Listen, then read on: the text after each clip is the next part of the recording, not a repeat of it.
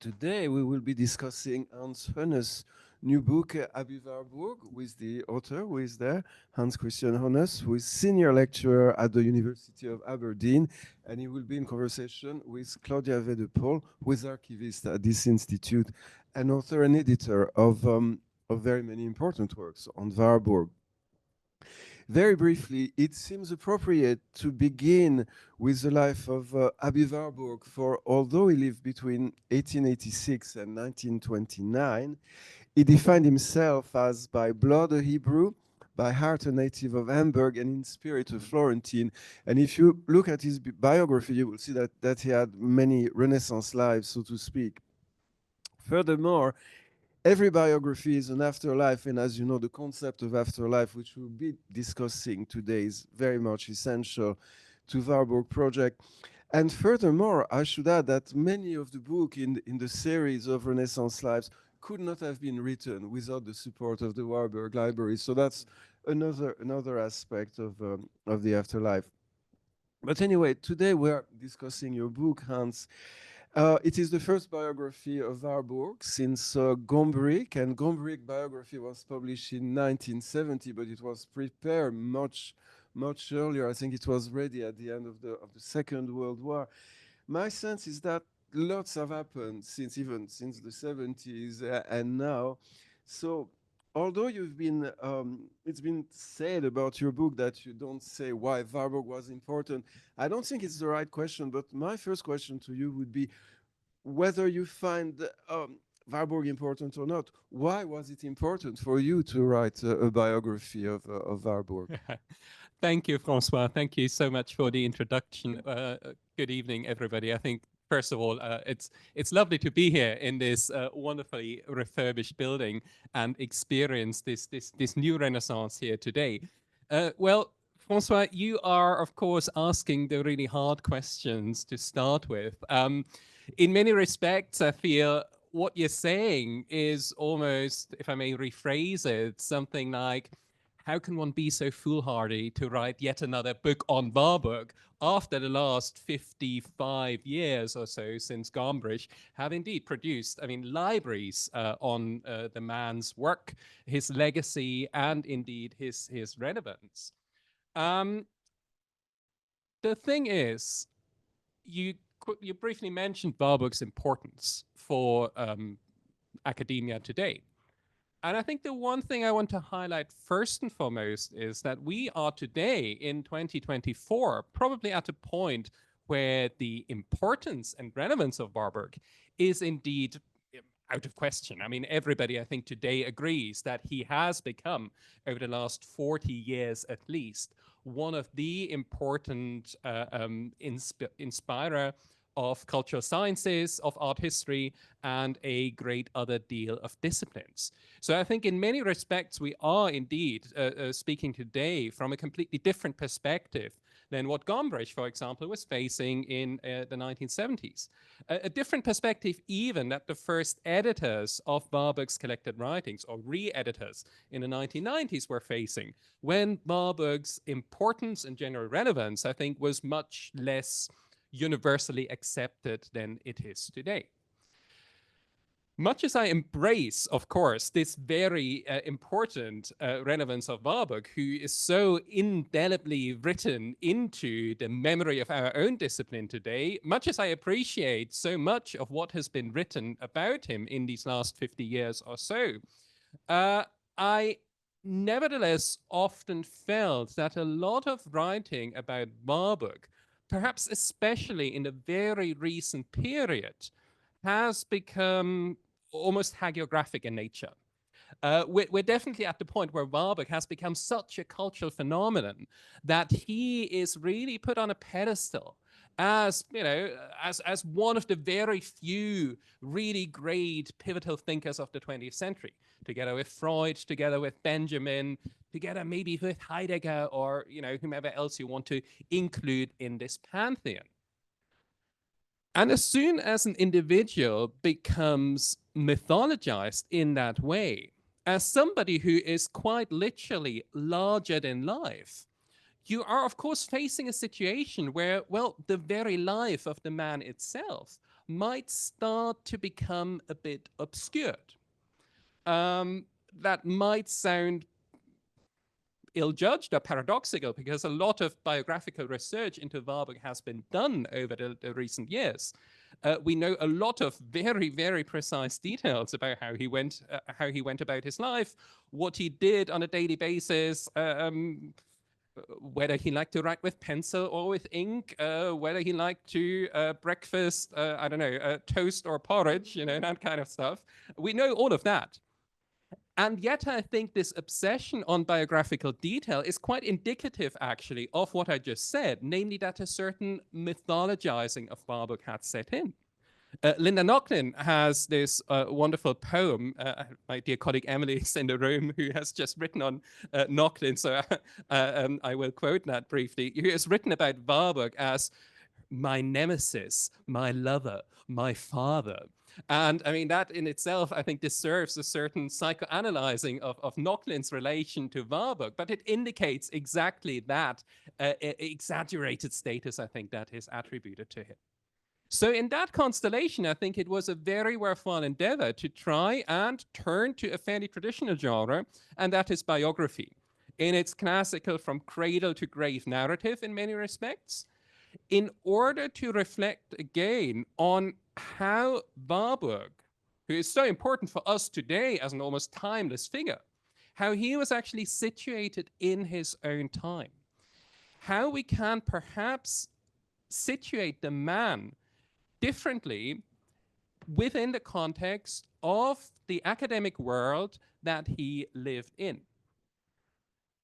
In the book, I write about my desire to look at Warburg as what I call a minor figure, not in the sense of putting him in his place and saying he actually was a minor figure. He's not that important at all. Not at all. That's really not the point. But my point is that Warburg, of course, in his own lifetime, was not considered the saint, the patron saint of cultural studies that he is today. Not that he was not a respected academic, but he had a very different public persona than what we see and what we identify with him today. And what I wanted to do essentially was to put him back in that context and reflect on that status of Warburg in his own time as somebody highly respected, as somebody hugely important and looked up to, as founder, for example, of a massively important research institute, but also as somebody who always stayed somewhat on the margins of the discipline, as somebody who was not one of the leading lights of his day. And what I hope, coming back to the question of importance that you raised earlier, where I think where the book really is important in reframing Warburg's life, is by looking not just at him as a solitary figure, as somebody who stands detached from the world around him, but to look at him as somebody very much within the relational pressures of the world around him. What I was interested in mainly was looking at Warburg in the context of the different dependencies, I think, that he was bound up with throughout his life. Be that as a Jew in Germany who had a certain status or was denied a certain status, be that as son and heir to a banking dynasty, which of course also brought his own pressures as firstborn who needs to live up to a certain expectation by his parents, especially of course when you forfeit the path as heir to the banking dynasty and become an art historian and private scholar, but also as precisely that, a private scholar who sits within an academic situation in Germany in the late 19th and early 20th century, where the discipline of art history is rapidly evolving, where art history for the first time becomes a really big part of the institutional academic world. And what I really wanted to do was look at Warburg within that institutional setting of his own time. So not so much, again, look at him as the solitary figure, as this unparalleled inventor, which he might well have been. I'm not even disputing that. He might well have been a unique genius that reformed the way we think about images and culture. But that really, as you rightly pointed out, I think is not my question. My question rather is how he, who has become so important for us today, was bound up with a wide range of different forces in his own time. Okay, so I want to stay a little bit with this sort of biography genre. And we already mentioned Ernst Gombrich. His intellectual biography probably was to date the canonical biography of Warburg, published in 1970, as François said. It had a very specific history. It was really conceived as a companion to Gombrich's never materialized edition of the Bilder Atlas Mnemosyne. But he only published it after Gertrud Bing's death because there was some tension between the two about this book. Gombrich's authoritative voice is subtle, but his distance from Warburg and his work is palpable throughout. Especially from his theoretical ideas and concepts, which Gombrich always saw as linked to Warburg's specific mental condition, which we might call bipolar today. 3 decades later, and we haven't mentioned that yet, Georges Didier Übermann published his L'image survivante, the anti-Gombrich, yet not a biography. It's an appraisal of Warburg's attempt to understand the human psyche, and it quickly became a very popular read. So Georges Didier Übermann. And it seemed to offer a genuinely new approach to Warburg's thought. So you have already talked about your approach to a biography, but perhaps you can sort of reframe it a little bit in sort of your approach in comparison to these two now canonical books on Warburg. Yeah, absolutely. I mean, you rightly, I think, mentioned them as the two landmark publications over the last 50 years. I think many important books have been published, but you're absolutely right. If there's two books that changed entirely the landscape of how we talk about Warburg, then Gombrich as the first one who brought him really to I think, a wider audience again, and then Didier Übermann with his very, very kind of philosophical reinterpretation of Warburg are certainly the two dominant voices. And I think especially today, in recent years, Didier Übermann has become at times almost synonymous, I would say, with Warburg. It doesn't give a seminar without mentioning Warburg. It's one of his one of the pillars of his thought. And I have read people writing actually about Didier Übermann / Warburg, where the interpreter and the protagonist become almost indistinguishable. I admire both books hugely, right? So I think that is absolutely important to stress. What they both do is, in my view, focus primarily on, and that's perhaps paradoxically to say, they focus primarily on Warburg, believe it or not, which might be not entirely surprising.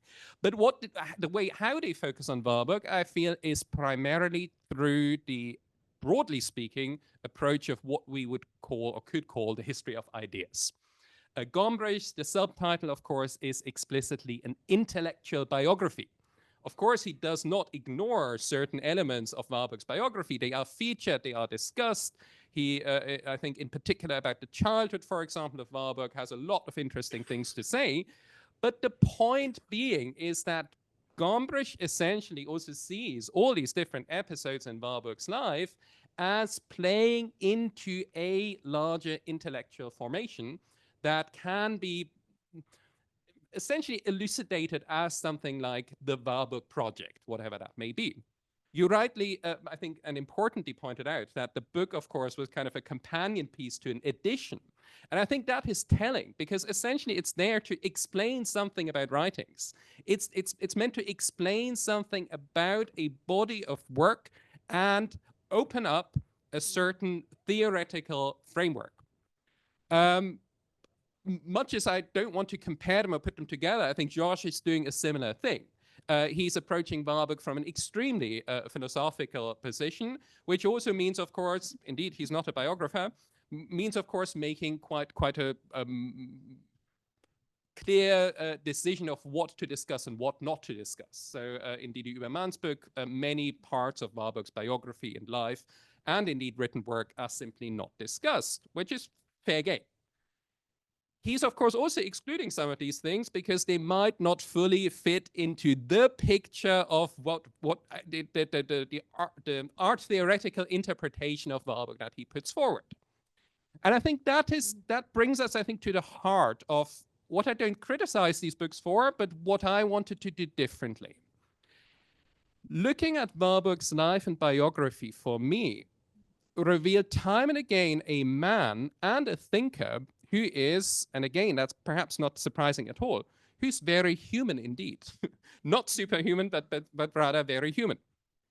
And like all of us, like me, like I assume you, like probably everybody else in the audience, every human being lives their life not necessarily as a clear-cut, predetermined, intellectually coherent trajectory, not as something that from the outset is determined to result in whatever work of greatness they might produce, but as something that is actually marked by a lot of turns, twists, moments of doubt, breaks, moments of reorientation, moments of abandonment of old ideas, and so on and so forth.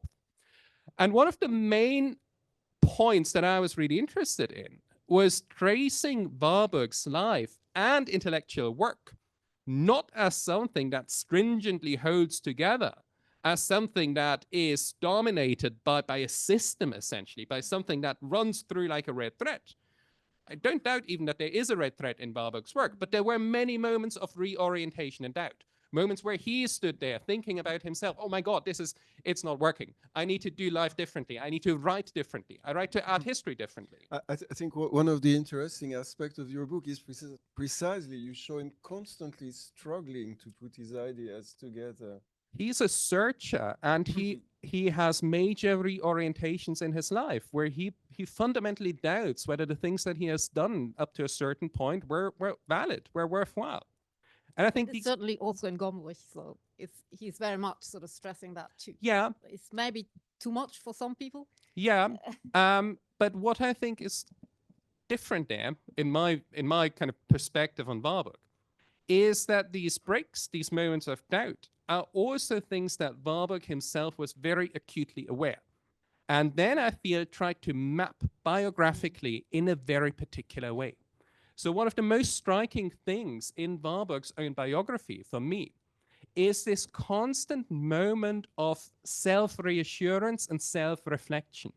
This constant need to try and make sense of a life that in Warburg's own eyes, and probably in the eyes of many of his contemporaries, was anything but a coherent and logical unit, but rather a fairly impressionistic and fragmentary thing. So I was really interested in the ways with which Warburg tries to construct sense in a life that is perhaps not senseless, but anything but determined, so to speak. And I feel a lot of the writings of Warburg and their style, their specific form, can actually be brought into context and dialogue with this constant self-exegesis, this self-reinterpretation and this self-commentary, which is, of course, striking because I think this moment of self-commentary, of constantly writing about what I've done and how I arrived at this and that conclusion, has, of course, also had one major consequence. And that is, of course, that the mythologizing of Warburg was quite an easy one because he essentially needed only to pick some of his own self-descriptions. Later in life, he often writes about this whole sweep of his biography, how he, since being 19 or if not 13 or if not 6, I mean, since early childhood, had this brilliant idea and pursued that. And at that moment of live writing that Warburg himself performed, I feel is also hugely important for the ways in which Warburg was read later on.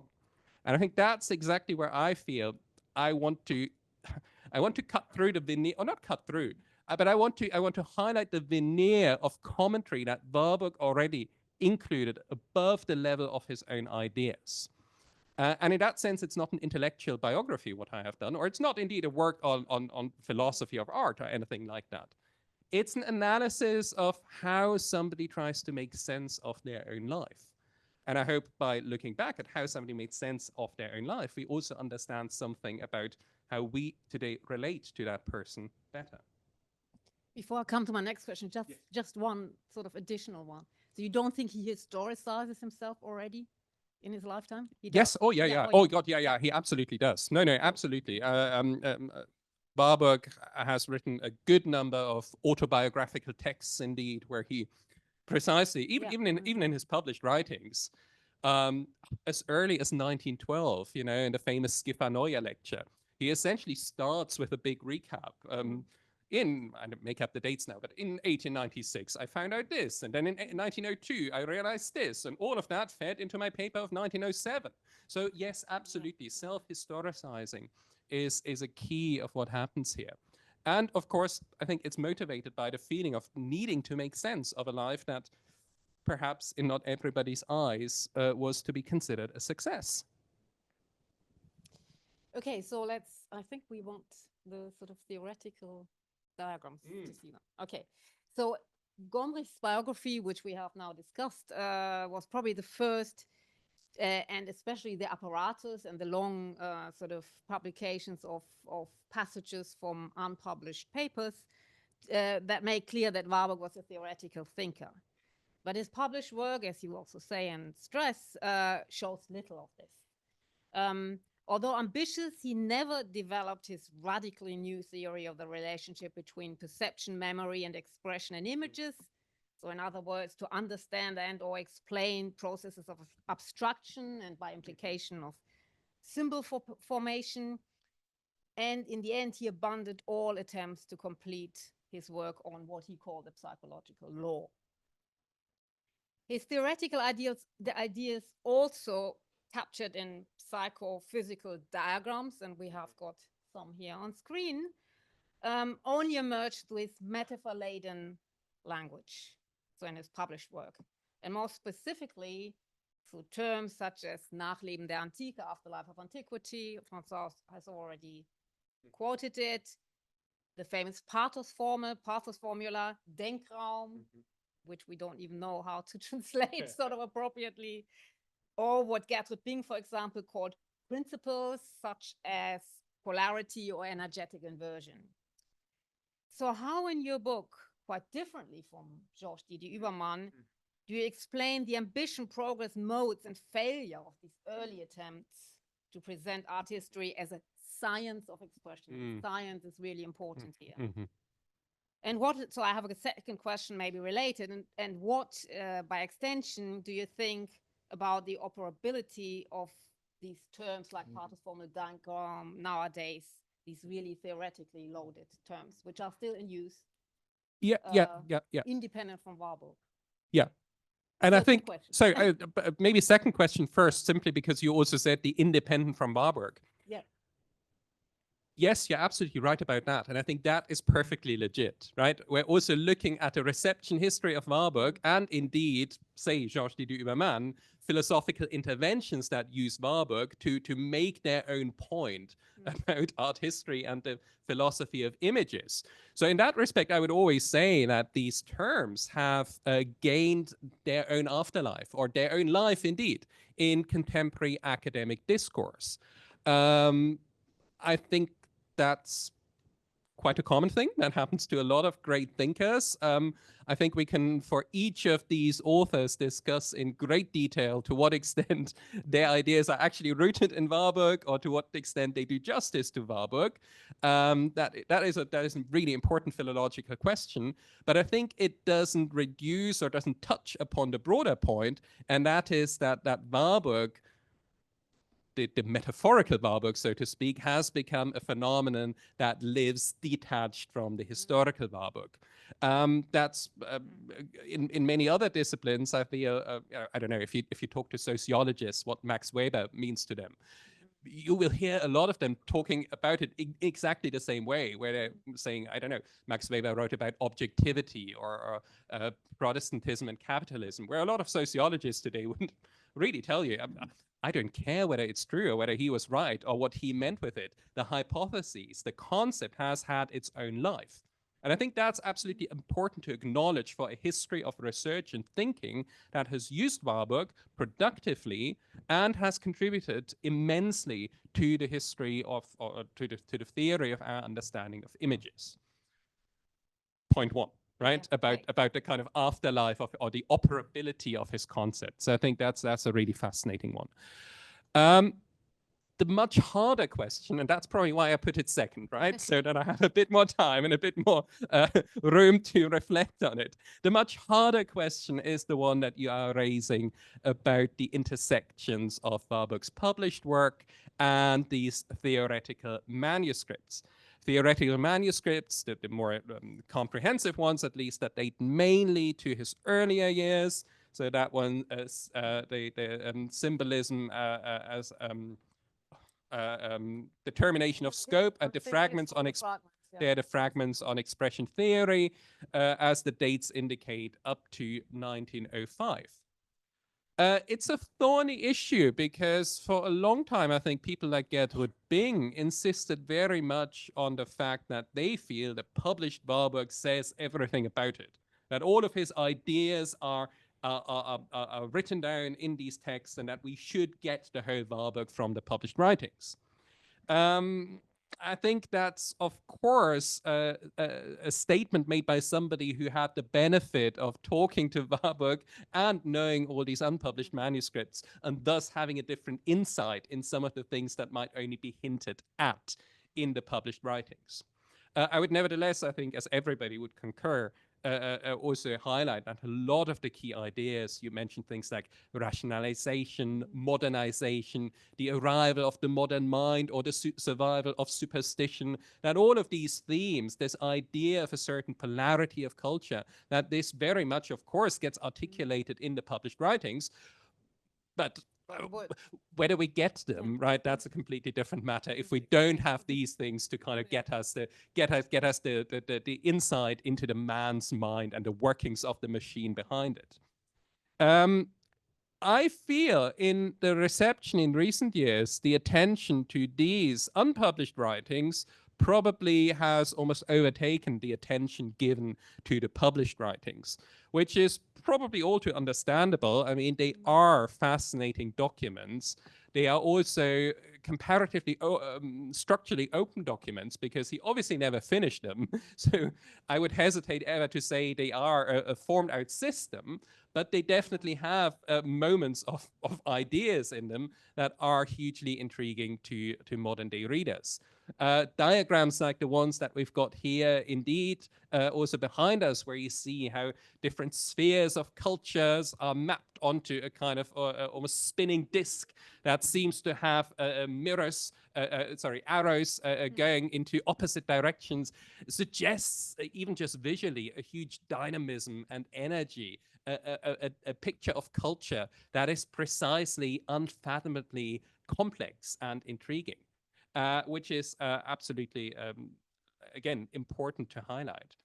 The relation of published to unpublished writings is not touched upon still with what I'm saying so far.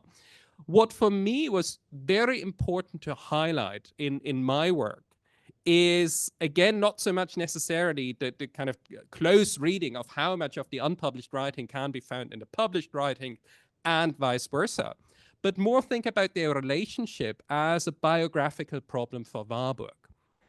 These early writings, to me, seem very much, you rightly highlighted the scientific ambition behind them, seem very much dominated by discourses in the humanities and beyond the humanities at Warburg's time, where there was precisely that question very much in the air.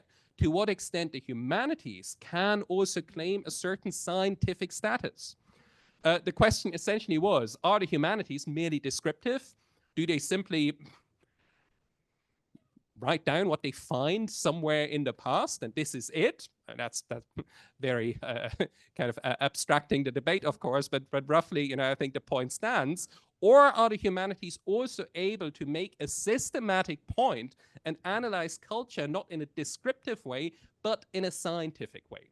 And that's exactly where Warburg clearly wanted to come in. That's why he tried to almost play with mathematical formulas for representing his ideas about culture, to find precisely a way for thinking and writing about culture that is not merely descriptive, that is not merely positivist, so to speak, not merely historical.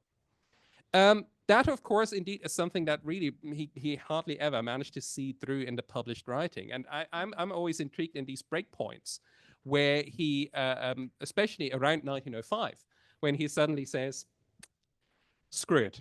All of that, it didn't work. I arrived nowhere. I give up. All my attempts to form a theoretical framework for my studies was futile. And these are exactly these moments of doubt that I talked about earlier, where he then also explicitly says, I now want to be a positivist. I want to be the one who digs down in the archives and pulls out important sources, and in doing so performs a service of a very different kind to the discipline, namely by unearthing new facts that are important for other people, that they might even then exploit, even if I can't really make sense of them. So in that sense, what I would like to stress, and maybe that's a bit of a cop-out to your question, I'm completely acknowledging that. What I would like to stress is that for Warburg, biographically, this problem of these divergent bodies of unpublished and published works was something that irked him, something that hurt him, something that occupied him for a long time throughout his life, precisely because he had crucial points of doubt where he simply felt, okay, these two things, my scientific ambition and my, so to speak, historical positives with studies don't converge. And I find that fascinating when we today think about, well, do they converge? Do they actually make sense? Do they form a comprehensive whole? And so on and so forth. I think it's actually quite interesting to remember that Warburg, at least at a certain point in his life, thought this is not the case, thought that they do fall apart, thought that they are incommensurable ways of thinking about culture. He later on, of course, tried to rein that back in and tried to think them together again, rightly so. But I think that, again, is something that is important to reconstruct by looking at the currents, the ups and downs, the waves of somebody's biography. Clearly, this renewed interest in these matters comes very much in the Kreuzlingen period, when he was severely ill, confined to a mental asylum for many years, and thus again found himself in a situation where he had to reorient himself, and where he, at a moment where his own life was quite literally broken, where he as a person was not hanging together anymore, where he clearly thought or felt the need to find new ways for showing how his own life hangs together, and thus tried to find new ways for integrating these different periods of his life. So in short, I feel what I'm really interested in is about this dichotomy in his writings as a biographical function, as something that actually can tell us a lot about how he tried to conceptualize his own life and how he tried to reconcile different strands in his life that perhaps on first sight, not just for him, but also for his next of kin and so on, were not necessarily coherent and making great sense. No, right, absolutely. So maybe to add, as I sort of mentioned the term bipolar, it's certainly the first 5 years and sort of the first 2 years of the new century, which he spent in Florence, digging in the archive and trying to work sort of to still sort of find the common base for both the theory and the sort of, the historical document, the historical sort of data to combine them, was probably, it was his most depressed time. Oh, yes. Very sad man at that point. Yes. Is really like weighing on his mind. So, but we come to 1907, so just after that period. In 1907, he published his essay on Francesco Sassetti's will, a document he had found sort of as a chance discovery he had found in 1901. He published it in the Festschrift for August Schmasel, one of his former teachers. Other contributors to the volume were colleagues and friends, but Warburg's essay is perhaps the only one which has somehow stood the test of time. While the other essays, descriptive and often focusing on attribution, are hardly read anymore. So this tells us something about the lasting attractiveness of Warburg's method and the topicality of his ideas, and we have touched on that like already widely. But more to the point, the Sassetti essay is seen as a turning point in Warburg's interest in the psyche, as a symptom of the mentality of the age, so really trying to bring these sort of two lines together. he tries to develop what he called historical psychology from, and you mentioned it, the voices of the past, the so-called. It's not close enough. Okay. So from the voices of the past. In this case, it's just one single document in the Sassetti, which he also publishes in his text compared to the other essays. Like he's the only one with sort of with a documentary part in it and a long apparatus of footnotes, which also the other have very short ones. So in your book, you call this analysis of text and image the letters or the image in the essay is mainly the two portraits of Sassetti. We see them here. And the allegories he chose, the microhistory. So that's what you talk about. To Warburg, such documents seem to provide a kind of psychogram of the mind of the Florentine merchant and by implication the whole period. So how do you think does the Sassetti essay sit in Warburg's life story?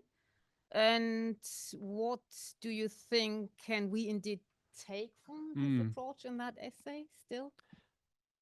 That's a fascinating question because it touches, I think, quite fundamentally on the question of how we read Warburg today and how we can understand Warburg today.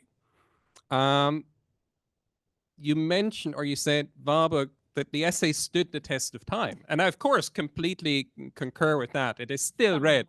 No, absolutely. In many respects, it's still read in seminars across the world for different ends and purposes. And I genuinely wonder about that, right? So what I always wonder about, though, is to what extent any of us today can come to this text and read this text with a, shall I say, innocent eye. In the end, every time we read these texts, I mean, none of us reads that in first year, essentially, right? So everybody has had some exposure probably to a kind of methods and theory course or something like that, where the first germ of the idea that Warburg is important has been sowed in the student's mind or something like that. And as soon as we are at that point, of course, we're not necessarily reading Warburg with an innocent eye. T.S. Eliot has written in the 1920s this essay on tradition and individual talent, I think it's called, where he essentially argues that literary tradition influences the original text. The way certain authors have been received, discussed, reworked over history touches upon the very substance of who they are. So I think his example is something like Shakespeare is not who Shakespeare was in 1600, but Shakespeare has become somebody else because for 400 and odd years, people have reread and reworked Shakespeare. And I genuinely feel something similar has happened with Warburg. Warburg is, as said before, a cultural phenomenon. And I don't think that we can ever entirely disentangle our reading of a text like the Sassetti essay from what we know. Which is, again, that's I think not an issue at all. This is simply how scholarship works, and this is how indeed maybe the afterlife or the survival of certain powerful ideas works in history, which was, of course, Warburg's very own theme. There's nothing wrong with that, but I just want to bring out the point that I think we can't just go to this text and look at it exactly with the eyes of somebody writing in 1907. For the audience, could you briefly resume the point of the Sassetti paper? Yeah, That's his, absolutely. So the Sassetti paper deals with the last injunction of a Florentine merchant called, Francesco Sassetti, whom you see here in two portraits, who essentially made his testament before he had to embark on a journey. Back then, of course, journeys might be perilous and you might not return, so it's better to make your last will before you actually embark on it. What Warburg was interested in was primarily the rhetoric in that text, where Sassetti, on the one hand side, speaks explicitly about very traditional medieval customs. He, for example, makes extensive arrangements for the masses that are to be read for his soul should he perish on his journey. Warburg takes that as his starting point to observe that Sassetti, but to all intents and purposes, a modern Renaissance man, a proud banker who commissions artworks in a very classicizing style, such as this portrait bust that we see here on the left, that this forward-looking man who's clearly not enthralled with medieval religiosity and superstition, but rather hitches his flag to the modernity of the Renaissance, that this man nevertheless has this big component of medieval thought within himself.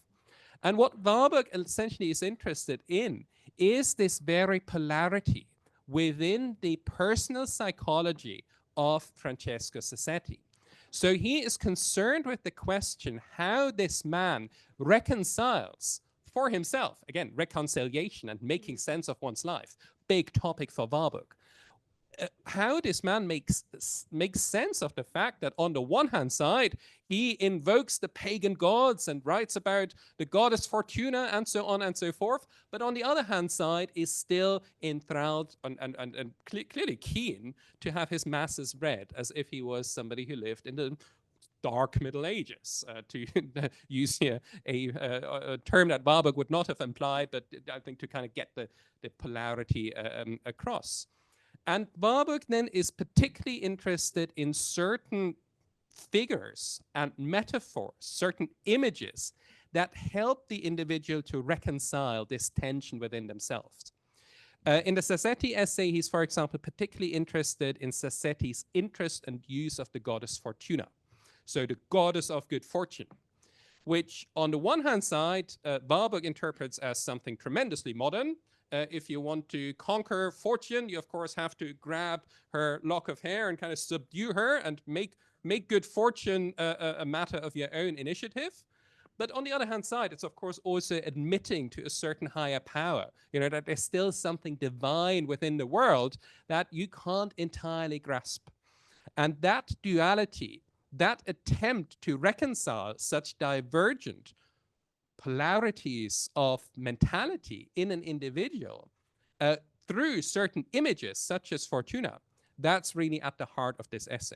And it's in both. It's in the text. So Fortuna is in his will, and Sassetti chooses it as his personal emblem. So he's got the sort of text and image also in that one single image. Which is also fascinating. Sorry, just one more thing. In terms of what Warburg was interested in, of course, speaking about him as cultural historian, or cultural scientist, the really fascinating thing here is that the essay essentially wants to learn something about the psychology of a man of, God, when did he live? Well, this time. Well, died in the 1480s. 1480s, excellent. So a man in the 1480s or 70s, right? He's using artworks and texts essentially as gateways to access something much more elusive, namely the psyche of a Renaissance man. And I think that also illustrates indeed what is quite important, quite crucial and quite seismic in Warburg's take on the interpretation of images, that they are also gateways to much broader constellations of culture. And a theory, like the historical psychology, he considered that, yeah, though it wasn't worked through as a theory. So, yes, you're absolutely right. Absolutely right. But then again, one thing I do, and I don't have a kind of definitive opinion on that, I think. But you kind of said, okay, the other stuff we don't really read anymore. And that's, of course, absolutely right. Few people read the other people that have published in these volumes. And yet, if you look at somebody like August Schmaso, the man who was honored by said Festschrift, I think you can make a good case why August Schmaso should actually be rediscovered and also be rediscovered as a really intriguing and methodologically, theoretically inspiring character. Schmaso, too, was very interested in psychology.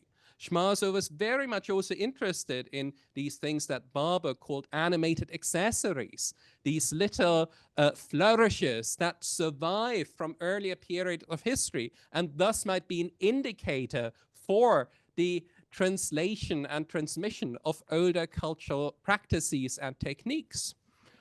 yet nobody has really, I think, started rediscovering Schmazo in a comprehensive way. And, you know, the question I think is worth asking why that is. I don't think necessarily, I mean, I'm happy to say that Warburg was more of a genius than Schmazo, but Schmazo was also pretty smart, right? The question that we then come to, though, is to perhaps also think about why that is. And I don't think that's then just a question of the history of ideas. That is also a question of institutions and power structures within the academic world. I mean, we are here in this wonderful institute and in this great place of learning that has accrued so much expertise and output over the last, oh gosh, almost 100 years. My God, 98 years. Geez, yes, it's coming around. There will be great celebrations. I look forward to those. So anyway, this institute, I mean, obviously this institute also was always a marker of Warburg's importance and excellence. Not under Gombrich. But that's different. That's where institutions transcend ideas. And I think that's really important. You might well have staff within the institute that says, oh, how tried dear Warburg, we should rather forget about him. Yes, but that does not change the fact that the institute is there, that the name is on the door, and that people who are interested in working on these areas turn to the legacy of Warburg, even if just in name. And I think at that point, we do look at a constellation where somebody like Warburg, of course, he remained present through an institution, through a power structure that somebody like Schmazo didn't have. The previous question you asked me about the unpublished writings. Yes, of course. Well, why can we reconstruct them? Because we've got an archive, because we've got an institute. What about Schmazo's unpublished writings? I don't know. I don't think we have them, right? There might be none. They might, or if so, they might be boring, but we simply don't know. But I think it's worth acknowledging that, of course, these torrents and quirks of history and the survival of institutions play a big role in how we value past historiography today. Which brings me nicely to the next question.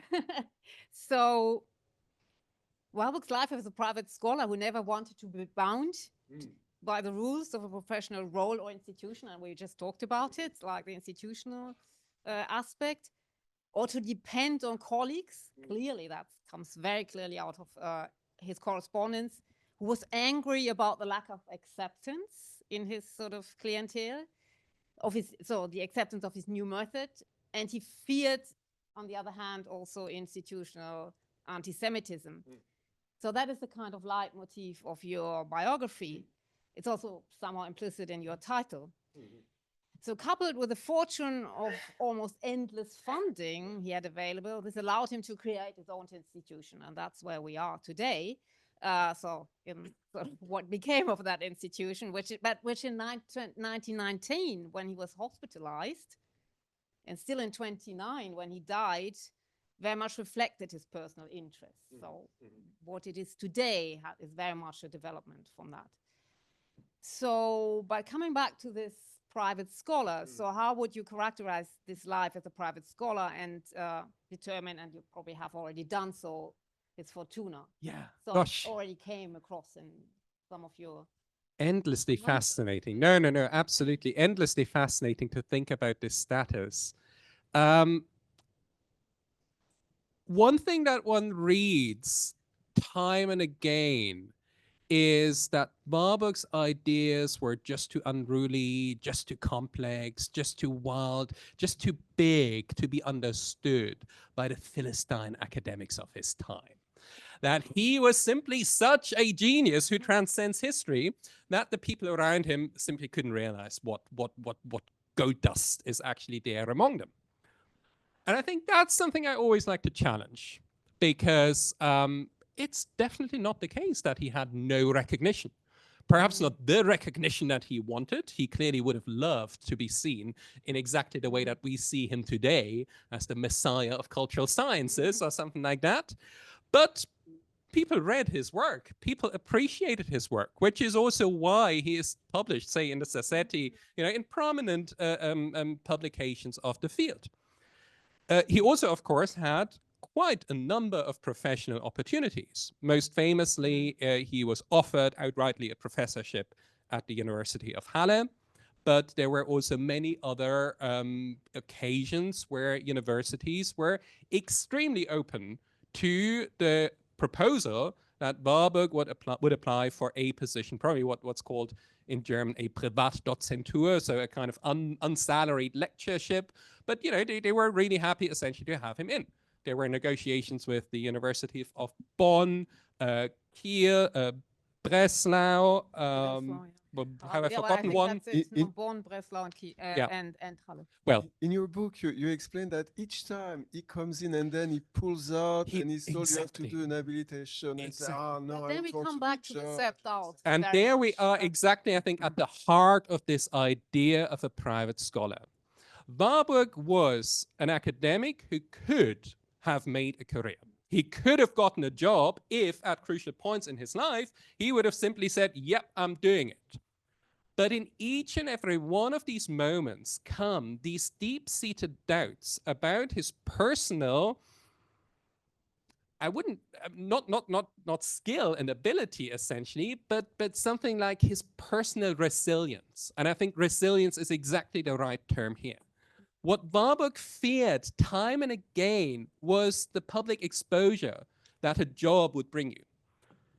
You have to teach students, they might not agree with you, or they might turn out to be more stupid than you thought, and then you're stuck with a candidate who's not performing well. There might be colleagues in the faculty who don't agree with you. Oh my God. And that all these, I don't know, menial things that a normal professional life bring, clearly for Warburg were increasingly a scenario that he was unwilling to consider. Even in Bonn, he had already rented an apartment. Oh my God, yeah. So he was so sure he's coming, but then it's like, no, I can't do it. In Bonn, the reason was, if you want to apply for one of these lectureships, you have to give a public paper to show that you can actually teach students.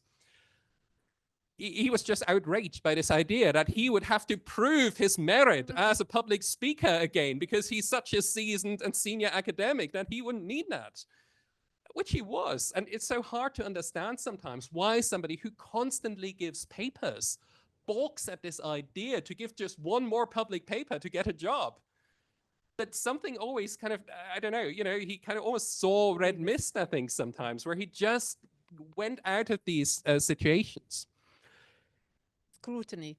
The scrutiny, exactly. And I think that's where the private scholar is so important, because the private scholar for Warburg, or this idea of being a private scholar, became for him, of course, also a very handy thing to justify why he can't take any of these positions.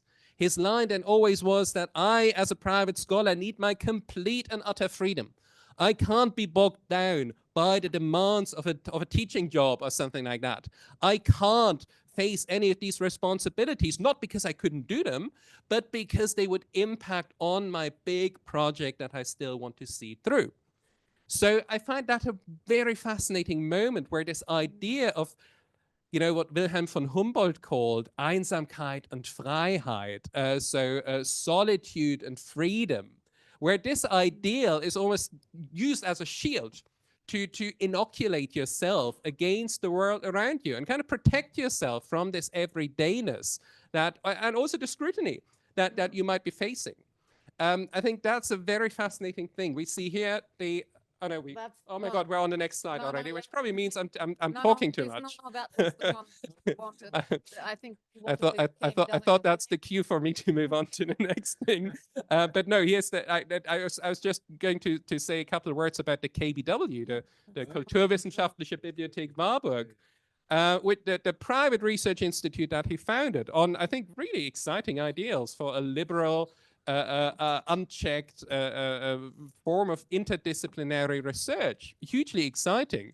But it, of course, was also something where he was king of the castle, where he also didn't have to be scrutinized by anybody, apart from maybe his brothers who bankrolled the exercise, but where he also built an institution to build an existence for himself. Something that also had great results and, kind of a positive byproduct in many respects, but where he also found an outlet to build an institution in his own image. You rightly highlighted that the research strands that were pursued for a long time were very much targeted to him. And where he, of course, also felt, I'm not saying they weren't great people in their own right, but also gathered a group of acolytes around him who were always also happy to defer to him and then say again, yes, Professor Warburg, ingenious, nobody can do it like you. And I think that's a fascinating constellation, actually, where a moment of really personal weakness and sometimes, to be fair, not exactly a nice character leads to something rather productive and exciting. And again, I think that's the tangled paths of the book title. How a mortal fear for public exposure and a completely exaggerated sense of self-importance for him as well, where that actually leads to something really exciting and productive. Again, the ends don't always meet with the starting point in life and in historiography. And that makes Warburg's life such a fascinating object of study. Good, come with that. Let's come to the last question. Oh, I try to make that short. Okay, sorry. No, but I think we can't do without the atlas. No, okay, yeah. Because the fragment of the Bilder Atlas de Mnemosyne is perhaps Warburg's most cryptic, but we also say most intriguing work. He used an established medium, the plate, or it would have been a plate, but wanted to create what I could call a masterclass in comparative Bildwissenschaft, the science of images. The ideas behind the panels were either explained orally or when he died were still work in progress in Warburg's mind. But what is more, the Atlas might have rather functioned as a tool than a definitive book. And I think you say that too. Yes, yet the interest in it, specifically among artists, is massive. Its very first reconstruction in 2020, which we saw briefly, I think in the last slide, resonated around the globe and attracted many visitors, well, despite COVID restrictions. So while no one has and perhaps never could have produced a definitive edition of the Atlas, it continues to generate endless readings. So what do you think is it about this fragment without a text that attracts and perhaps we should say inspires so many? So many artists. Yeah. Oh, you know, I mean, for the artists, I think I happily defer to the artists. We've got some great people in the audience. Mick Finch has worked a lot on these matters. So there's probably people who are more qualified to speak about the artistic attractiveness of these panels.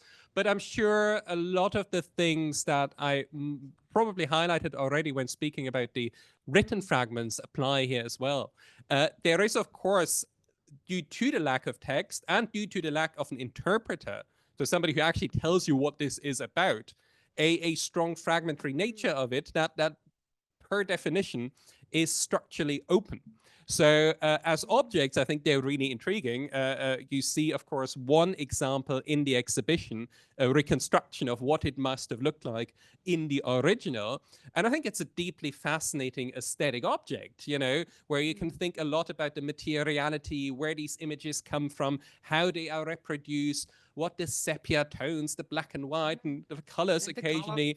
Yeah, exactly. What all these different gradations actually tell us, how they suck us into this system of Warburg's thought.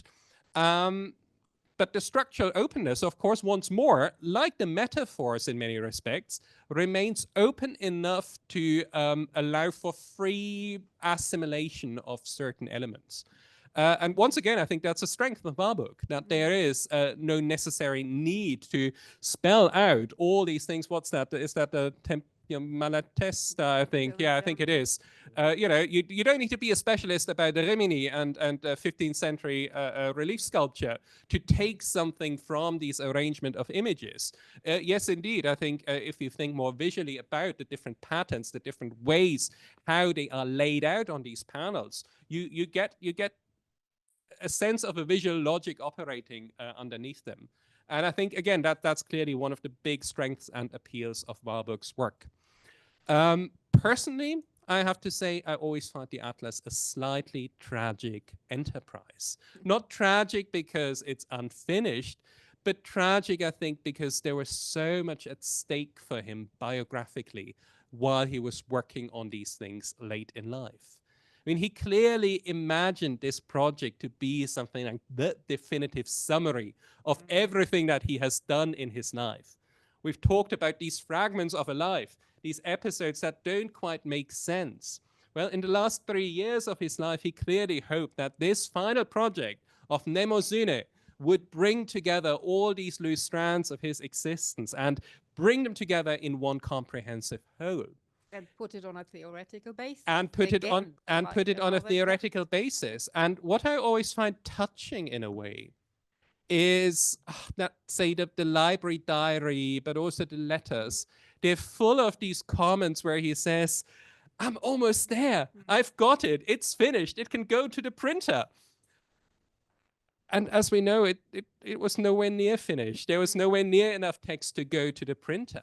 And I find that psychologically such a fascinating moment, that clearly living in that atlas, we had the picture of him in his hotel room in Rome on the screen earlier, where he almost encapsulated himself, surrounded himself like in a pod with these different panels. How in that situation, he clearly also was so immersed in his own work that he clearly believed that he is right there, that he is absolutely finished and made the final breakthrough. I don't know. No one knows, of course, what the book would have looked like. I think some of the fragments that he has written perhaps I don't know, perhaps might indicate that had he written everything that he wanted to write, it might not be as famous a project as it now is. I mean, there's some texts like the one about Manet that you've edited and commented, Claudia, which is a fascinating piece of scholarship. But yeah, I think the Manet and the sort of the introduction, Hertziana lecture, yeah, sort of the first panel, that's basically what we have. that's what we have, which is not much, right? But sample. You know, again, this text about Manet, where he's really keen to identify this kind of line of tradition from Roman sarcophagi over Marcantonio Raimondi in the Renaissance, then to Manet, this motif of the lying gods. I'm sure it's an intriguing text, but I think some of the panels probably had more efficacy, more power being without the text. And in many respects, and I think that's maybe the conciliatory note to end on. Conciliatory, maybe that's not the right word, but the reassuring note that I always feel that I think if Warburg were looking back at his reception nowadays, I mean, I'm not always sure he would be 100% happy, but I think he would be very happy by the sheer fact of work that was invested in reconstructing this whole enterprise of his, and this very idea that there was a system that can be reconstituted, that can have a renaissance in his own right. I think it might have been a solace for a man who, in his own life, was not always sure that this indeed is a prospect that he can ever hope for.